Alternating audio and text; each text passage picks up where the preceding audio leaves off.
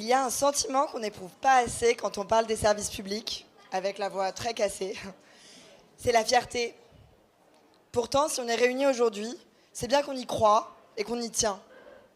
Les services publics, c'est notre quotidien à toutes et à tous. Ils s'occupent souvent de choses invisibles. Ils sont là quand plus rien ne va, et bien souvent, on ne les remarque que quand ils ont disparu.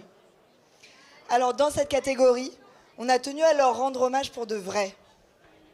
On voulait aussi rendre hommage à toutes celles et ceux qui se battent au quotidien, qui luttent pour défendre les services publics accessibles, égalitaires, partout sur le territoire. D'ailleurs, je profite de la présence de militants pour proposer ma philosophie en chant de manif. Voilà. Parce que l'international, ça va 2 minutes, mais alors que viser la lune, ça me fait pas peur, mais ma lucille, j'y crois encore et encore des sacrifices. S'il le faut, j'en ferai. J'en ai déjà fait, mais toujours le poing levé, magnifique.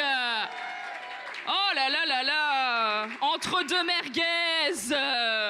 Oh. Et donc, pour le prix Amel Ben de celles et ceux qui ne lâchent rien, sous vos applaudissements, les nominés sont la lutte pour un plan d'urgence pour l'éducation en Seine-Saint-Denis, mobilisant intersyndicales, élèves et parents autour de grèves, manifestations, vidéos pédagogiques et actions militantes. Attention. Il y en a d'autres. Les fonctionnaires qui ont mis en lumière l'affaire Nestlé Waters, bien que leur mise en garde ait été ignorée par le gouvernement.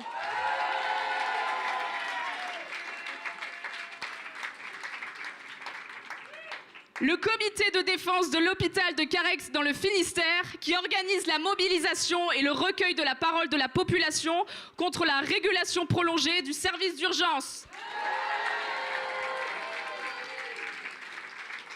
Et enfin, la campagne pour la réouverture de la ligne de train Digne-Saint-Auban dans la région PACA, menée par la Fédération nationale des usagers de transport PACA, en lien avec les élus et syndicats. Et j'appelle encore Laurence, s'il vous plaît, Laurence Sedgott. Merci beaucoup. Et le prix Amel Bent de celles et ceux qui ne lâchent rien revient à la lutte pour un plan d'urgence pour l'éducation en Seine-Saint-Denis. Et donc j'appelle les membres de l'Interorga et du 93. On peut les applaudir bien fort, tenez. Bonsoir, nous sommes Claire et Anaïs de l'intersyndicale Éduc 93. Au printemps 2024, il s'est passé 2 choses dans l'actualité de l'école publique. D'un côté, une ministre de l'Éducation nationale aussi éphémère qu'inoubliable, Amélie Oudéa-Castéra, qui s'est permis de taper sur l'école publique et son paquet d'heures non remplacées. Curieusement, elle n'a pas évoqué le paquet d'enseignants-enseignantes épuisés, le paquet de postes supprimés, ni le paquet de responsabilités jamais assumées. De l'autre, il y a eu une mobilisation historique de plus de 100 jours pour l'école publique en Seine-Saint-Denis.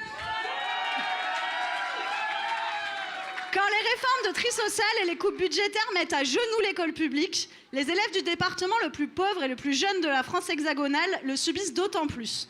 Ce sont 358 millions d'euros qui nous manquent pour réparer l'école publique dans le 93. C'est la raison pour laquelle, à l'appel de l'intersyndicale éducation FSU, CGT Sud et CNT 93, l'ensemble du département s'est soulevé pour exiger mieux. Mieux qu'un investissement de l'État par élève de 30% inférieur à la moyenne nationale. Mieux que 15 mois de classes et de cours non assurés au cours d'une scolarité. Mieux que des bâtiments délabrés, des classes dans lesquelles il pleut, et des plafonds qui s'effondrent sur les élèves.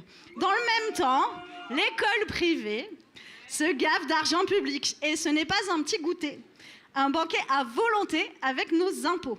À Stanislas, il y a 2 piscines et 7 gymnases.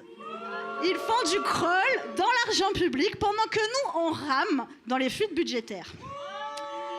On nous dit que l'école privée soulage le public. C'est sûr, elle soulage surtout les ministres de leur devoir de réparer ce qu'ils détruisent. L'élitisme subventionné, voilà leur projet, une école à 2 vitesses où les plus riches s'achètent un avenir pendant que les autres comptent les heures perdues.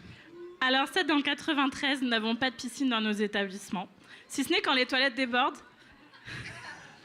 après une forte pluie. Mais nous avons peut-être mieux.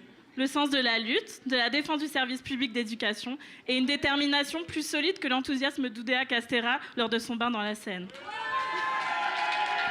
Nous sommes aujourd'hui très heureuses et fières de recevoir ce prix au nom de l'ensemble des personnels, parents, habitants, habitantes, élèves et élus mobilisés pour l'école publique en Seine-Saint-Denis. Et comme son nom l'indique, nous ne lâcherons rien pour construire et pour défendre une école publique égalitaire, émancipatrice et qui permet à toutes et tous de réussir.